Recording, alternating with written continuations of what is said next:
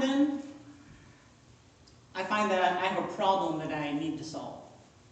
Maybe it's a personal problem, or maybe it's a spiritual dilemma, or maybe I need to figure out how to fix the washing machine at my house.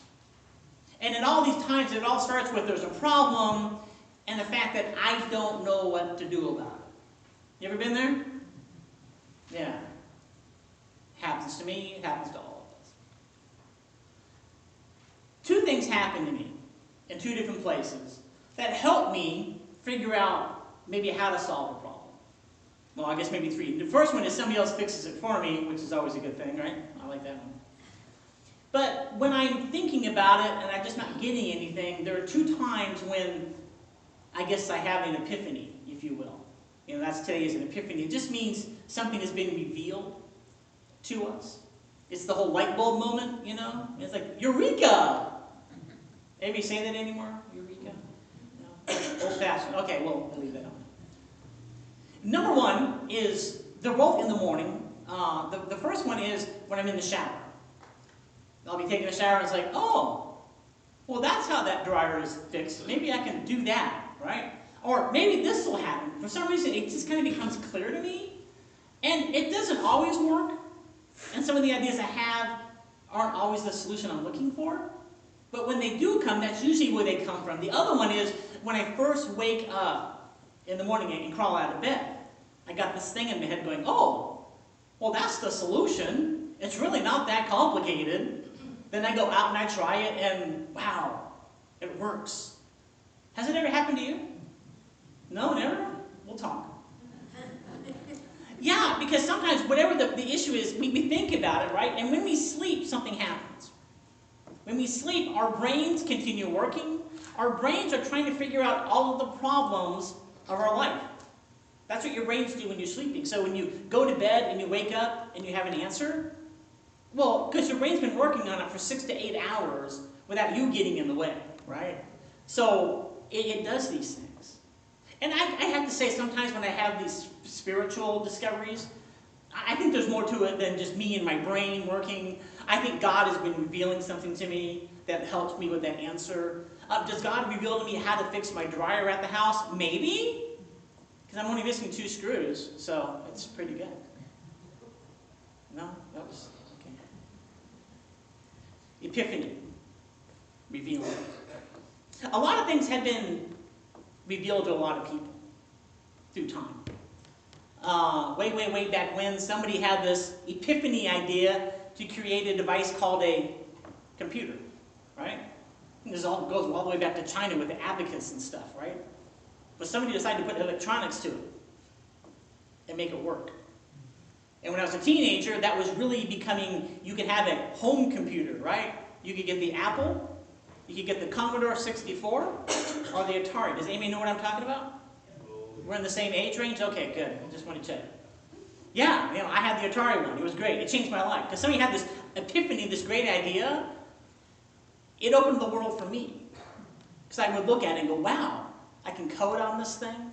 I can do this on this thing. I can connect it to my telephone and call another telephone up and get data really slowly sent to my machine, really slowly. But if you look what happened with that revelation that somebody had a long time ago to what we have now, right? The cell phones you have in your back pocket right now that hopefully are on silent mode, right? Those things, they're hugely powerful devices. The first computer, big computer, was called ENIAC. It filled an entire room. And every time they used that, it would blow out thousands of the vacuum tubes. They'd have to replace all of them. Your cell phone is much more powerful than that. It's much more powerful than the computers on the Apollo landers when they went up to space. You know, those were just number crunchers. Our phones can do so many things because somebody had something revealed to them a long time ago. And it literally changed the world we live in. Maybe not for the best. And somebody's got their phone on. Frank, love you, brother. My son, he's back to watching YouTube, I can tell. See? They're great devices, aren't they? But I'm talking about Revelation today because of what happens in our gospel today. Wow. A star appears in the heavens. A prophecy is foretold in Magi. We don't really know the exact number, by the way. We just assume 3. From the eastern area. See this light and they say, something's up. Something's like a eureka moment. There's something revealed to me. We need to go find out what this is. So they traveled quite a long distance, and it took them quite a bit of time. And they finally arrived at Bethlehem, because it says when they finally get there, because they went there for one purpose and one purpose only, to find the Messiah. Because the Messiah was born, and they knew that, right? So they came, and they came with gifts to give to the Messiah. And when they finally found Messiah, Messiah's, Jesus and his Mary and his mom and Joseph, they're in a house at this point. They're not in the manger anymore, so definitely some time has gone by here. But they gather, right? They followed a star, and then when they saw Jesus, the Messiah himself was revealed to them personally. And as I talked to the kids, when the Magi went home, I'm sure they took these stories with them. Said, you know what? The star revealed to us where Messiah was. We went and we saw Messiah, so now we go out and we tell people about this thing that had happened, right? I like to think that computers have changed the world more than anything else. It's not true, though. I can't stay here and say this to you, because the one thing that changed the world more than anything else was that child born in that manger. I really, really believe that. Because this is the child that came that was supposed to be this warrior king, right? That didn't happen quite that way. And so Jesus came offering love and compassion for each other. Let's help one another. Let's not hurt one another. You see, unfortunately, I think we live in this world where we want to hurt one another. You can look at the news, it just happens all the time. Within our families and our friends, we like to fight. But Jesus kind of was coming up with a radical idea. How about we don't fight anymore? How about we just sit down, eat a meal, and talk? How about we just get along? How about we love one another? How about we put somebody else's needs ahead of our own for a change? I mean, it's a radical idea, but it shouldn't be, should it? I mean, Jesus at one point in time revealed himself to each and every one of us in some way, shape, or form. And I'm assuming that's probably why we're here today, because of that revelation. That revelation, for most people, have changed our lives. It changed our lives. Can you imagine your life without Christ in it at all? Without knowing that? It'd be different. You might still be happy, but you'd be different, I tell you that. Because when Jesus reveals himself to us, our hearts change. Our hearts change. And we want to help people. We want to be there for people instead of getting mad at them, right? Instead of taking everything just for me. I want to be able to share with people the good things that I have in my life now. Because he revealed himself to me. And I can't help but think these Magi, when they went back home, their lives were never the same. At this miracle that they saw. If you think about yourself, how has your life changed since Jesus revealed himself to you? Hopefully, in a good and a positive way. Lyle was just like, what happened was the Magi, right? They saw the star, they followed the star, and they worshipped Jesus when they found him. Makes sense, right? They saw something, they went, they figured out what it was, and they paid Jesus homage and they worshipped him.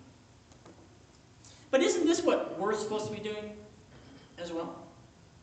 Shouldn't we be opening up our eyes and seeing Jesus right before us? Through actions of others, through other people, or just seeing him in any way we possibly can? And then we begin to follow Jesus. And we worship Jesus because of that. Well, that's why we're gathering here today, right? Because at one point in our lives we saw Jesus, and we decided to follow, and that's why we're here today, worshiping. But I was thinking, what if we just simply do this every single day? Instead of just coming to church on a Sunday and going, oh yeah, I need to go to church and remind myself about God. Which is great, you got to be here. I love it. Because we're together. But what about every morning you wake up? Open up your eyes and see Jesus around you, whatever that means for you. And then make that decision each and every day to take what was revealed to you that new day and to follow him again, newly. And then worship him all throughout the day. Just pray to him. Talk to him. See how he can change your life each and every day. Celebrate Epiphany Sunday today, when Jesus was revealed to the entire world. So maybe we can take that, realize that for us. Then maybe, just maybe, we can go out into this world of ours and help somebody else see Jesus so that they begin to follow and they can begin to worship the Master of the universe as well. It's just a thought. I think for right now, it's probably a pretty good place to start. Would you pray with me, please?